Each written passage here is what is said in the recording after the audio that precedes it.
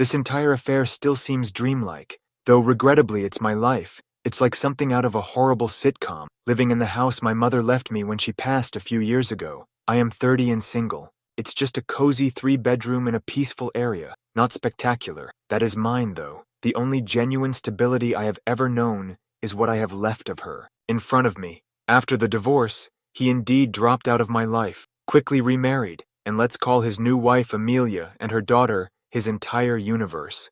AmITheA is 27 today and pregnant. Not to be a cold-blooded monster that despises someone's pregnancy, I am not. But AmITheA's always been the kind of person who believes she rules the planet. She gets it, if she wants something. New vehicle finished. Extended trip for vacation? Not a concern. And her parents, as well as mine, have always encouraged this behavior. So I knew precisely what was coming when AmITheA's boyfriend, some dude called Jake, routinely missed the second she got pregnant. She returned to mother and father, and was instantly surrounded with affection and care. Keeping my distance, I reasoned that their drama was not mine, till my dad gave me a call. He wanted to talk. Right? Indeed. I visited their house, and the second I entered, I sensed something was wrong. AmITheA placed her belly, like it were some sort of winning lottery ticket, carefully between my dad and his wife seated at the kitchen table. They finally got right to the point following some awkward small talk. AmITheA required a consistent location to reside, you see. The baby en route made their abode too cramped, and since I was living alone in that big house, well, AmITheA's moving in made sense. She was unmarried. Even so, they kindly investigated some flats for me, you know, to help to make this forced eviction somewhat more tolerable.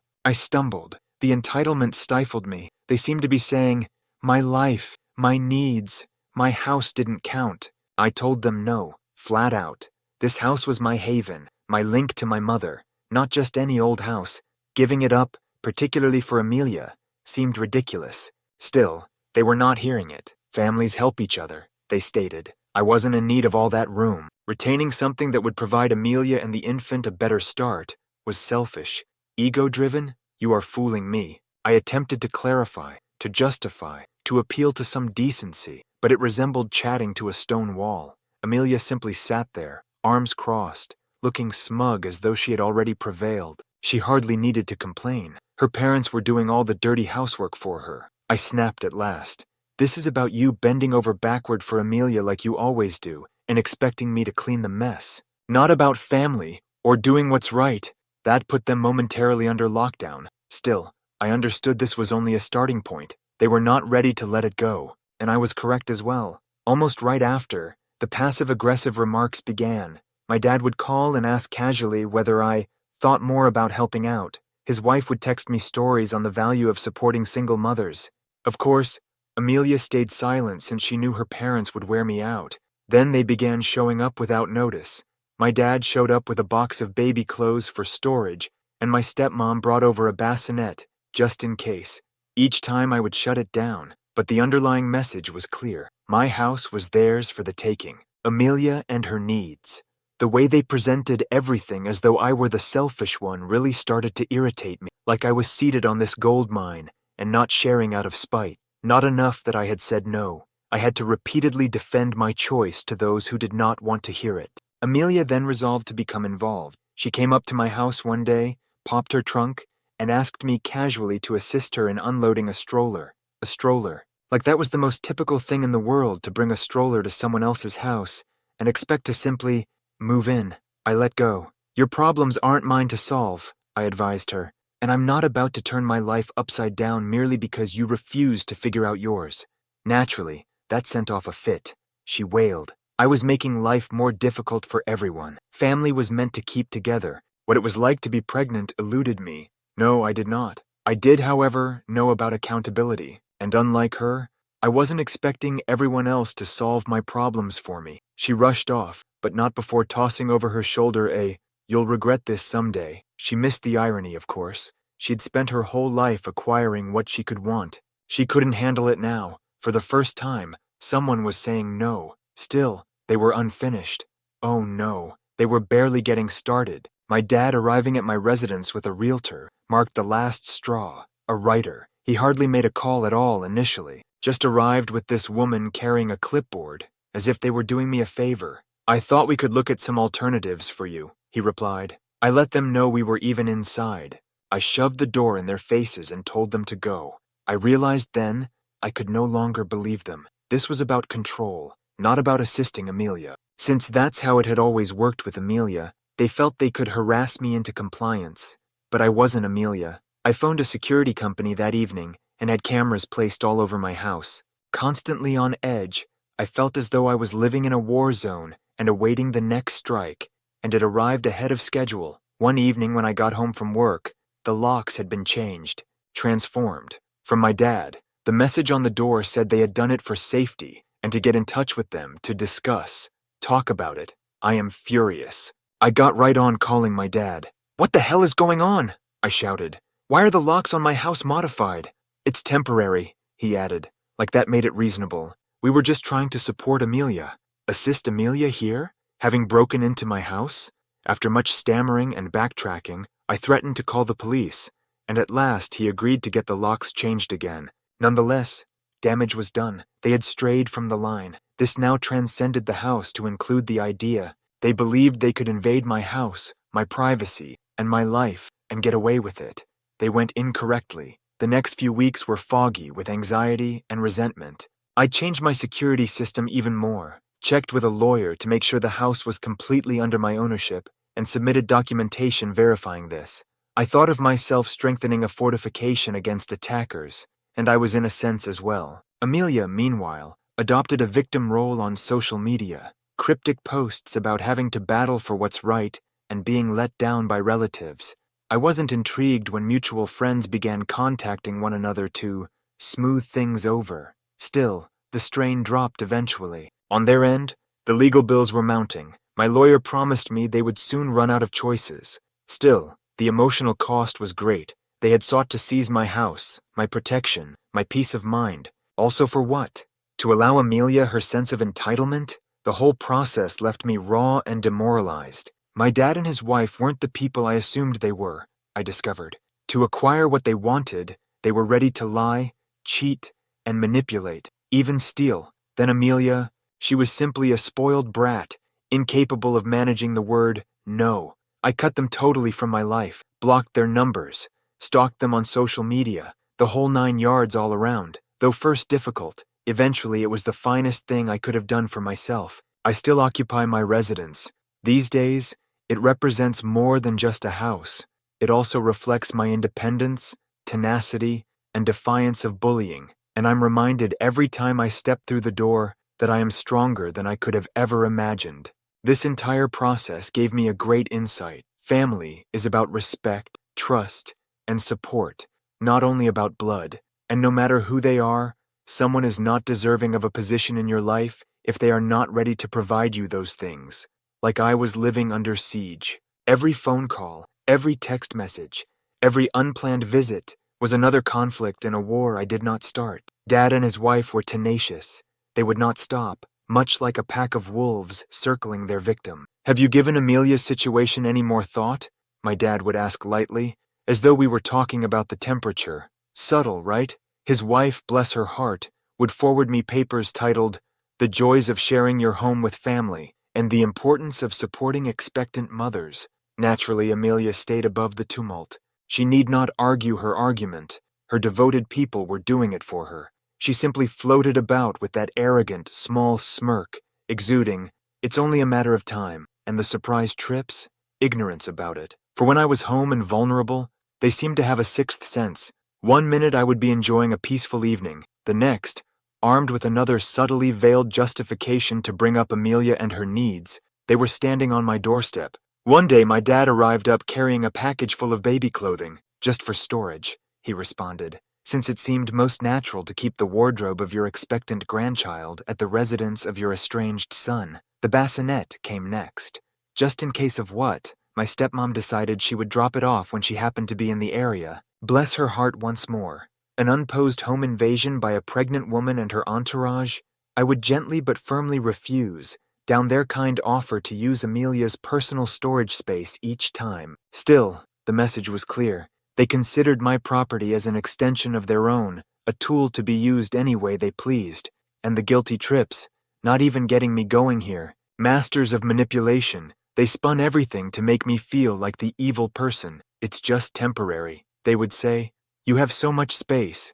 It's selfish not to share. Family helps family. Egotistical. Me here. I was beginning to feel as though I lived in a warped reality, when black was white and up was down, simply wishing to remain in my own house, the house my mother had left me. I was the one being depicted as the villain. The real test, though, came when AmITheA chose to grace me personally. She rolled up in her SUV one afternoon, popped the trunk, and requested I assist her in emptying a stroller with a casuality that would make a seasoned con artist happy. A starter. I just stared dumbly at her. I asked at last, "Why are you bringing a stroller to my house?" She said, as if the response was clear. "Well, where else am I supposed to put it?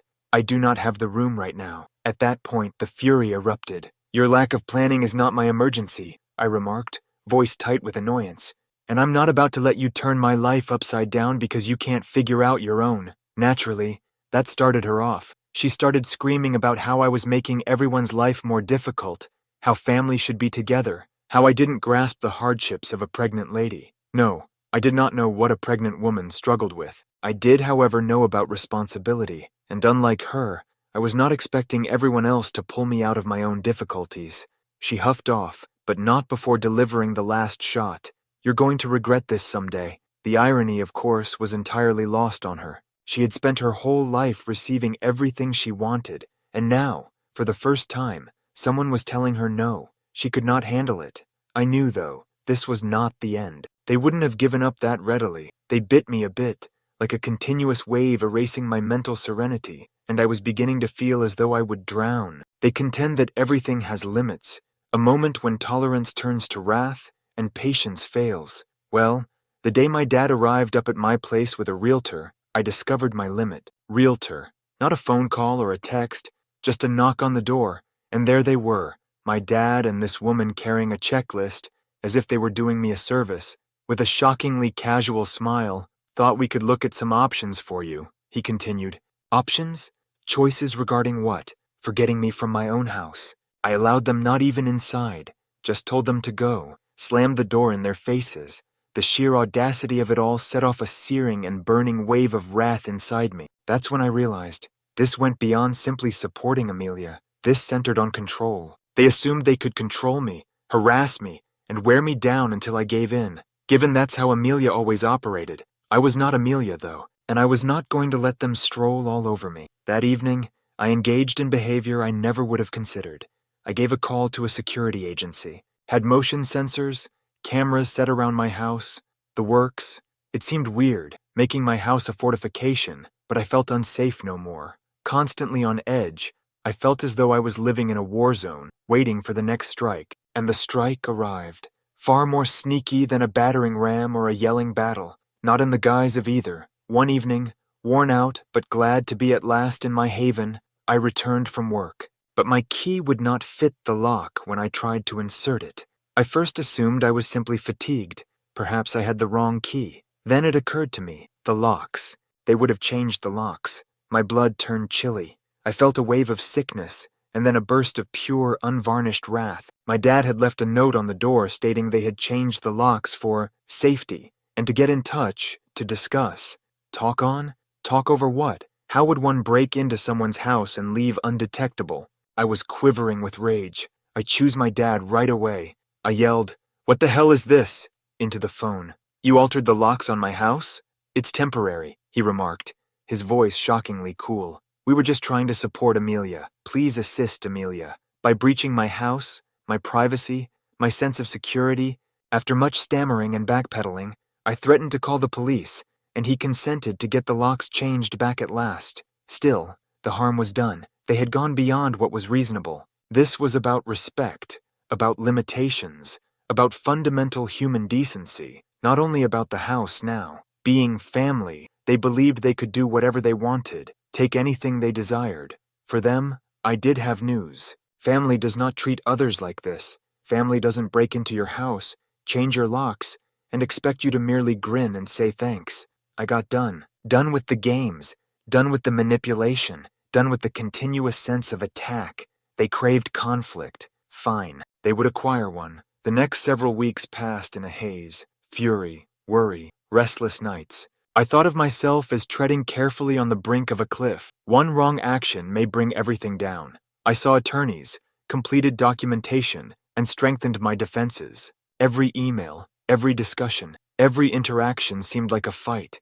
Though worn out and fatigued, I couldn't afford to let my guard down, not exactly once. AmITheA kept on her public victimhood campaign in the meantime, social media posts loaded with veiled accusations and calls to compassion. Mutual friends became unintentional couriers, delivering her cries for forgiveness and understanding. For me to simply be the bigger person. I was not interested in being the bigger person, though. I wanted to guard my sanity, my house, and my personal space. No more. I had spent my whole life trying to please them, win their approval, and be the good son. At last, the strain began to relax. The legal conflicts were costing money, as well as being emotionally taxing. My attorney told me their meager attempts to claim my house were failing, and they were running out of choices. Still, the scars lingered. The sensation of treachery, the breach of confidence, their pure boldness in action, seeping into every aspect of my existence.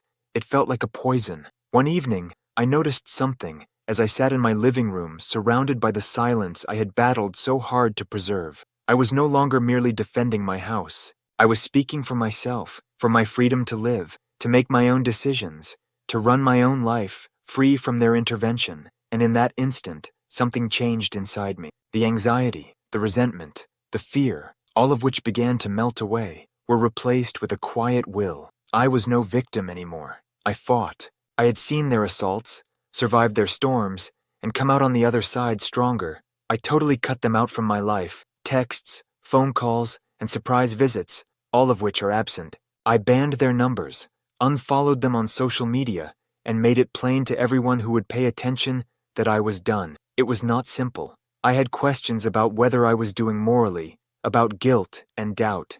But then, I would recall the locks, the realtor, the countless tweaks, and the uncertainty would fade. I leaned on my actual family, my pals.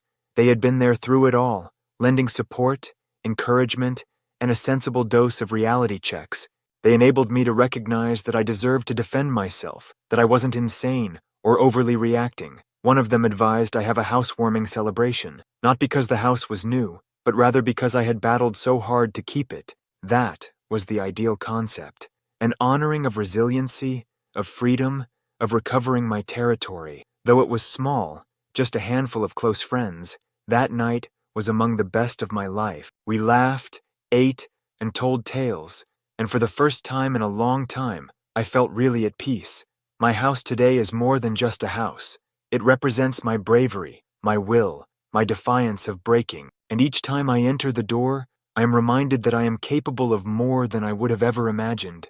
This whole process has been a trip, a trial by fire, but I came out of the ashes wiser and more robust. Family, I discovered, is about respect, trust, and relentless support, rather than only blood. And regardless of who they are, someone is not deserving of a position in your life if they are not ready to provide you those things. Remember this, therefore, to everyone out there confronting their own fights, who is trying to defend their limits, who feels lost and alone. You are not alone. You possess strength. You merit something. You also should fight for your own pleasure. I live here, my haven, my win, and nobody will never ever take that away from me again. Story 2. I'm 28, and before we got married, I spent almost 3 years with my husband. Let's call him Mark. He is 31. We are approaching our 6-month anniversary today, and up until shortly before the wedding, I really felt everything was ideal. Not any significant conflicts or drama, just the typical couple business like whose turn it is to do the dishes or what to binge on Netflix. Here's where things get convoluted now. Mark calls Lisa his best friend. She's been known to me since high school. I knew about her right away. He was usually rather forthcoming about their friendship, and to be honest, I gave it little thought. She had a long-term boyfriend, hence I never even considered her to be a problem. We all hung together very regularly, and I felt we got along great. Not at all strange vibrations or anything. But then, just 1 week before the nuptials, things turned sharply left. It was a regular evening. We were relaxing at home, most likely discussing wedding plans, when Mark suddenly seemed quite serious.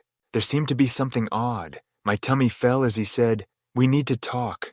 I reasoned perhaps he was experiencing anything like cold feet. He begins with the venerable, "There's something I need to tell you, and I don't want you to freak out," as we sit down. Yes, excellent approach for launching a discussion, though nothing could have equipped me for what he said next. Lisa told me she's in love with me. My mind immediately turned to the worst-case scenarios. I swear, I thought I misinterpreted him. I started to ask, "Wait, what?" He repeated that, and I just sat there startled. My heart was pounding, and I felt heat on my face. 1 week before our wedding, this woman, who I considered to be simply his friend, drops this bomb on him. It was like a poor soap opera. Mark clarified that Lisa had informed him a few days prior that she had been in love with him for years, and that she couldn't keep it a secret anymore. And get this, her feelings for Mark drove her to split from her 6-year partner. I staggered. How can I have been so blind? Naturally, I began bombards him with questions. Why not he let me know sooner? To her, what did he say? I wanted to know he had not led her in any sense. End of story. He told her he was in love with me and that we were getting married. Thus shutting her down right away assured me. He even claimed to be sorry about her, which rather irked me. Like, why would one feel sad for someone trying to sour your relationship? I started experiencing this strange mixture of feelings as he is narrating all this. Not precisely jealous, but more like I had been utterly blindsided. I felt I had nothing to worry about, and she was carrying these emotions for him the entire time. It seemed so inappropriate. She had been passing for me a friend for how long? Waiting for her opportunity with Mark? We chose to exclude her from the wedding. I could not have her there after that.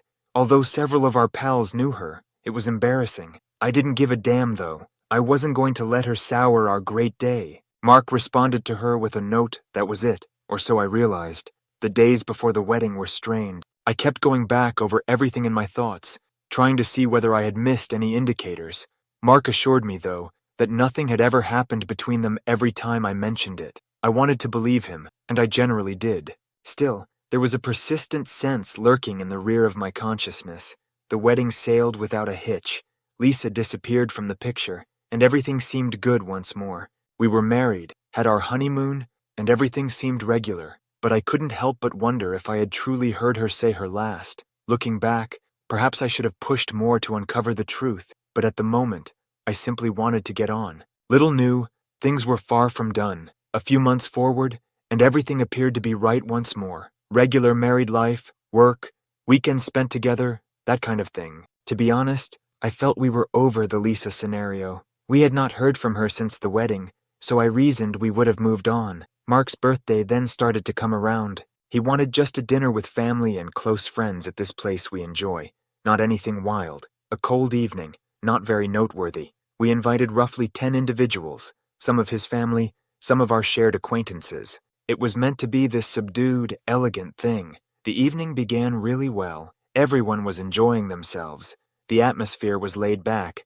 Sitting there, staring at Mark, I recall thinking how happy I was that we were past all the wedding turmoil. We were all laughing, chatting. You know how it goes when someone walks into the restaurant out of the blue. And who is that? Lisa. The same Lisa we stopped months ago. I first hardly noticed her at all. We were deep in discussion, and I kind of spaced out, just savoring the evening. Then I hear this voice remark, "Oh, hey, I didn't intend to puckers. Just grabbing dinner by myself, I noticed you folks here. I also promise." My stomach plummeted. I raise my head and see her seated at our table as though it were no great difference.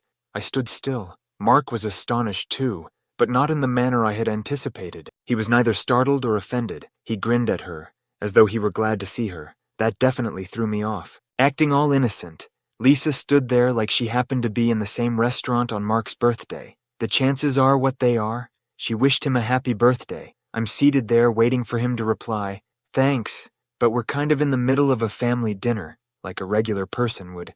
But not at all. Rather, he gestures to her and asks, "Why don't you join us?" I simply gazed at him. Are you really serious right now? Now he's inviting her to sit with us. Same woman who told him she was in love with him, who attempted to convince him to put off our wedding. Here, too astonished was I to respond. Looking around the table, none other seemed to find it odd. Though they didn't know the complete tale, they all knew Lisa. Perhaps they simply considered her still to be a friend. Still, I wasn't going to let this go. Like nothing had ever happened. I wasn't going to sit there and play nice as this woman who had tried to ruin my relationship joined us for dinner. I got up, then remarked, "You know what? You are free to have my seat." I hardly looked at Lisa either. I simply slid my chair back and left the restaurant. Though I could see everyone staring at me, it made no difference. Walking outside, my heart was beating. I texted a ride home right away. I reasoned Mark would follow me, maybe come after me to see whether I was okay. I mean, right out of his birthday supper I had just left, you would have expected him to be worried. Nevertheless, nope. Half expecting him to come racing after me, I waited outdoors for a few minutes, but he never showed up. I got in the car, then headed home. Replaying everything in my brain, I was boiling the entire way back. Lisa had just happened to turn up, and Mark had encouraged her to come without considering how I might feel. He seemed to not really care, mostly irritated by the time I arrived home, furious at Mark for his blindness, and at myself for not seeing this approaching. After hours, Mark still hadn't returned home. I reasoned perhaps he would at least text to check on me, or offer apologies.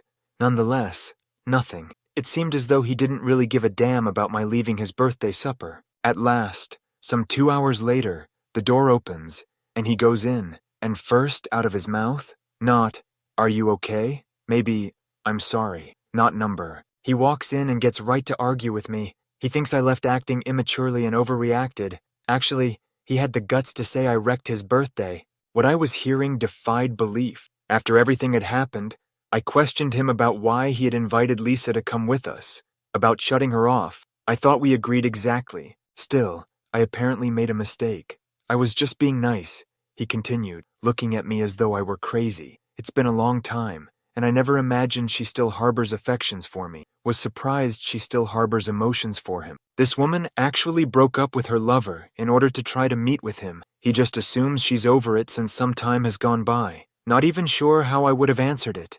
I told him it made no difference whether or not she still felt something. He was disrespectful to me by inviting her knowing what she had tried to do, but he insisted that I should have simply stayed and been civil, that I was the one who created a big show out of nothing. I turned red. He understood nothing. He found it incomprehensible that I felt hurt and devalued. To be really honest, I'm not sure whether he will ever. That evening we hardly spoke at all. He went to bed, and I sat up sitting there trying to decide where we might go from here. Following that chaotic situation in the restaurant, things between Mark and me quickly plummeted. We hardly spoke, and when we did, it was uncomfortable. Though I attempted to go past it, it was difficult. The way he requested Lisa to join us, and the way he behaved like I was the one drawing attention to it, kept me thinking. I reasoned we should discuss it. We got quite heated, and now we had to find common ground. To clear the air, I thus sought to bring it up a few days later once more. I wanted to explain why it bothered me so much, not be launching another battle. Sitting on the couch, I began by telling him I still felt wounded. I clarified that Lisa's attendance was only one aspect. It also reflected his handling of the whole matter, not only because of Lisa's past, but also because he neglected even considering how I would feel allowing her to sit with us. It seemed like a betrayal. I told him I felt insulted, as though my opinions didn't count. Mark simply nodded while seated there, not really speaking. He hardly looked that bothered either. He just sort of shrugged and said, "I don't know why you're still clinging to this." When I finished, I have mentioned that I didn't think that was a major issue. That's when I started to become agitated once more. Like I was attempting to be cool. It felt as like he didn't really care. I thus addressed him straightforwardly. "Do you truly not see why this bothers me? Do you truly believe this is not a huge issue?" And what he said next seemed like a gut-bashing blow. "Honestly, I believe you are exaggerating. It was just one evening meal. I wanted to be courteous, and you turned that into a major event. Lisa was a friend. She is not some villain. Moreover, she no longer even feels anything for me." At that time, I was flaming. "You don't know that she's over you," I informed him. "She actually split from her boyfriend over you. How can you be so certain?" Mark sighed, and I knew he was becoming agitated, but I didn't give a damn. I wasn't about to let him dismiss this. I persisted, reminding him he ought never to have invited her in the first place. To be honest, I was beginning to wonder whether he had cut her off as much as he claimed. Like, why was he so fast to respond as like their relationship was in perfect shape?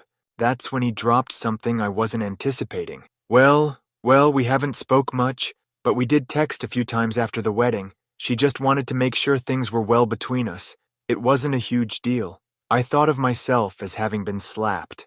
"What do you mean you have been text messaging her?" inquired. "I assumed we agreed to cut her off. Why would you continue to talk to her following what she accomplished?" Mark behaved as though it were nothing of importance. "I only wanted there to be no bad blood," he remarked. "Not as though we are once more best buddies. It was only a few books, nothing significant. To me, though, it was really important. It was quite severe. It was about his concealment of it from me, not only about the books. I felt we committed to keep Lisa out of our life, and that we were on the same page. But lately I was learning that Mark had still been in touch with her behind my back. "Why didn't you tell me?" I asked him. "If it were not a big deal, why did you not mention texting her?" He naturally lacked a decent response for that as well. He just kind of shrugged once more and remarked, "I didn't think it was worth discussing. I wanted not to irritate you." Well, purpose not fulfilled, as right now I was more disturbed than ever. It became about trust, not only about Lisa now. Apart from what else he was hiding, if he could keep anything like that from me, given his obvious lack of belief in the need of sharing the truth with me, how could I be supposed to trust him? We argued for the remainder of the evening, and by night's end, I was worn out. I felt as like I was hammering my head against a wall, trying to make him grasp why this hurt so much, but he simply cannot seem to grasp it. It was all to him simply a misinterpretation. I was blowing things out of proportion, he insisted, and I was creating something out of nothing. To me, though, it was hardly nothing. It was his dishonesty with me, that he had gone behind my back and carried out precisely what we promised not to do. Not even could I glance at him after that. To avoid him, I went to bed early and stayed there for hours, staring at the ceiling and pondering our path forward. From being this content, problem-free relationship, how did we change? It felt as though everything I knew about our relationship had altered, and I had no idea how I should handle it. The next morning, everything seemed weird.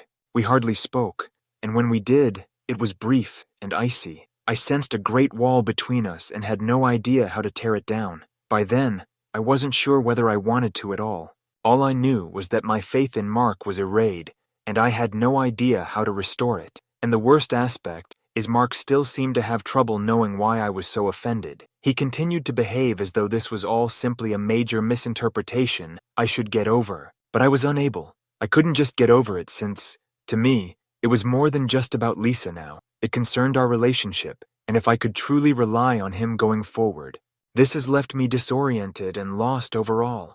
Though I'm not sure what our marriage's future contains, one thing is clear: I cannot continue to live this way. Something needs to alter.